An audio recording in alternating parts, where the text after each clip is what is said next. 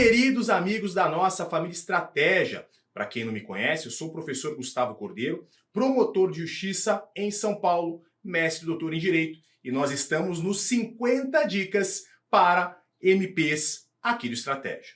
Vamos falar hoje a respeito de direito processual coletivo e o meu tema nesta pílula é microsistema processual coletivo. Quando falamos em processo coletivo, é inevitável que nós precisemos fazer antes um pequeno cotejo com o direito individual e com o processo individual.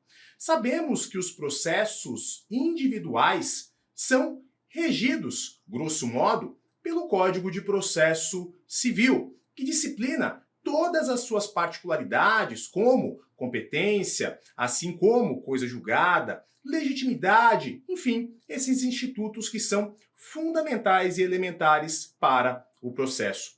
Porém, quando falamos em processo coletivo, a pergunta que se faz é: será que temos um único diploma, um Código de Processo Coletivo aprovado pelo nosso parlamento e em vigor no Brasil? A resposta é não. Nós até temos um anteprojeto de 2009 muito bem elaborado que, desde então, tramita por anos e anos lá no Congresso Nacional, porém sem nenhuma perspectiva próxima ou remota de aprovação. Diante disso, de que forma nós conseguimos compreender o processo coletivo? Ou então, dito de outro modo, quais seriam os diplomas regentes que orientariam o processo coletivo brasileiro? Bom, fato é que a doutrina é muito clara nesse sentido. Nosso ordenamento jurídico, o microsistema processual coletivo, é formado por diversas leis esparsas. Não temos um único código, como, por exemplo, o Código de Processo Civil, que disciplina o processo coletivo. Nessa linha, nós, sempre que falarmos a respeito de disciplina processual do processo coletivo, precisaremos recorrer a duas normas regentes. A primeira delas é a Lei de Ação Civil Pública, a Lei 7437 de 85, e a segunda delas é o Código de Defesa do Consumidor, a Lei 8.078 de 1990. Nesse sentido, por meio do princípio da integração, Lei de Ação Civil Pública e Código de Defesa do Consumidor são as duas normas que vão se autocompletar para que todas as ações coletivas tenham seu fundamento baseado na soma ou na aglutinação desses dois diplomas. E a própria Lei de Ação Civil Pública, lá no seu artigo 21, deixa muito claro que aplicam-se à defesa dos direitos e interesses difusos, coletivos e individuais, no que for cabível, o título 3 da lei que instituiu o Código de Defesa do Consumidor. Portanto, no processo coletivo, sempre teremos a intersecção entre a Lei de Ação Civil Pública e o Código de Defesa do Consumidor.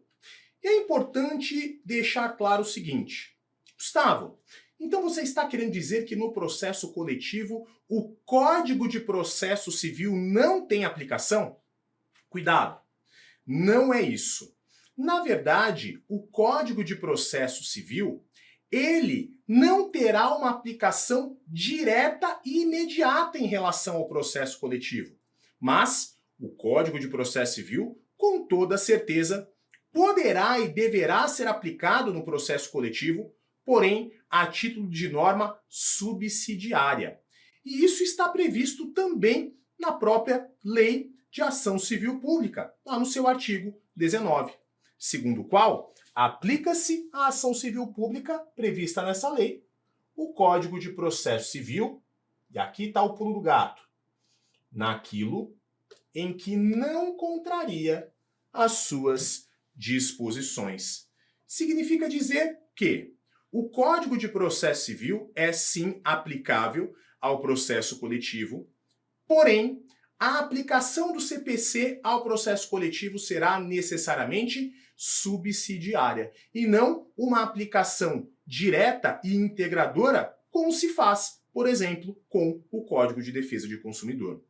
Então, nós teremos, a par dessas normas principais que regem o processo coletivo, quais sejam Lei de Ação Civil Pública e Código de Defesa do Consumidor, também outras normas que poderão ser aplicadas subsidiariamente. Código de Processo Civil, a Lei de Ação Popular, Estatuto da Pessoa Idosa ou da Pessoa com Deficiência, o Mandado de Segurança, Lei de Habeas Data, o Mandado de Injunção e também outros institutos importantes, como, por exemplo, o IRDC e o IAC, estabelecidos ali no Código de Processo Civil, na mesma linha dos recursos repetitivos. Agora, uma questão extremamente importante pode aparecer especialmente numa prova dissertativa ou então numa prova oral. Gustavo, e a Lei de Ação Civil Pública? Será que nós podemos dizer que essa lei também integraria esse microsistema processual coletivo? Será que quando falamos de uma ação de improbidade administrativa, ela seria uma espécie de ação coletiva em sentido amplo? Ou, dito por outro modo, será que a ação de improbidade administrativa seria uma ação civil pública? Temos, nesse particular, duas correntes, dois entendimentos distintos.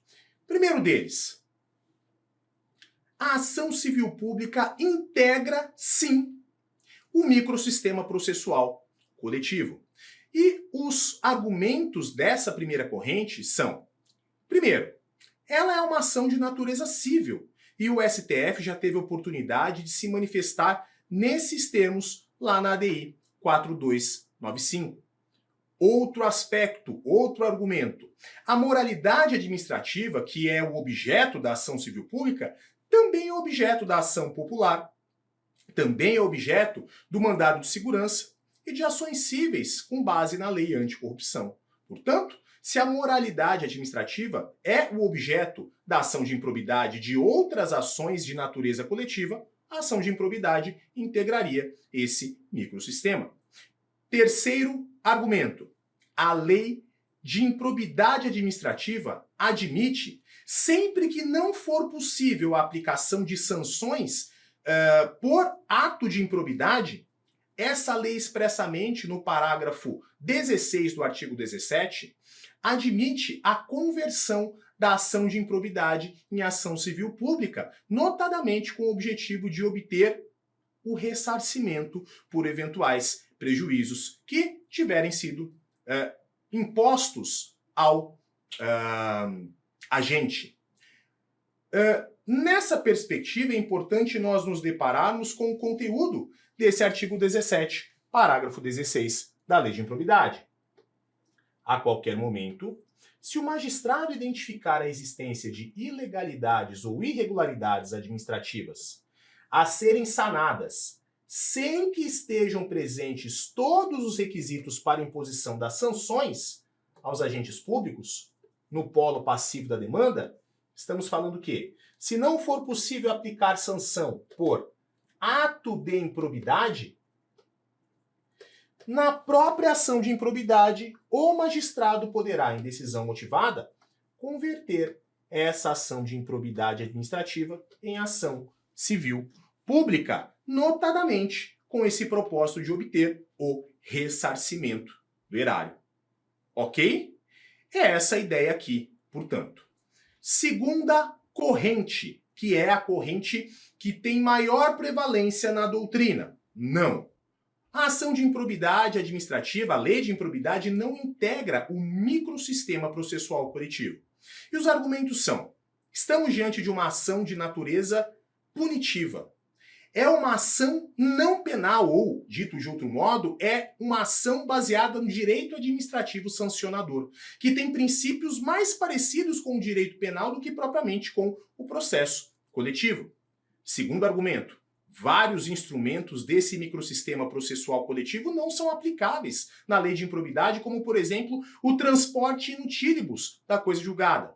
E, finalmente, o formalismo processual não sofre mitigação nas ações de improbidade administrativa, notadamente porque por ser uma ação baseada no direito administrativo sancionador e, portanto, de caráter punitivo, não poderá transigir com a ausência ou a carência de eventuais condições da ação ou pressupostos processuais. Portanto, fundamentalmente, no microsistema processual coletivo, as duas mais importantes regras são Lei de Ação Civil Pública e Código de Defesa de Consumidor, e o CPC será aplicado sim, porém de forma eminentemente subsidiária em relação a esses diplomas.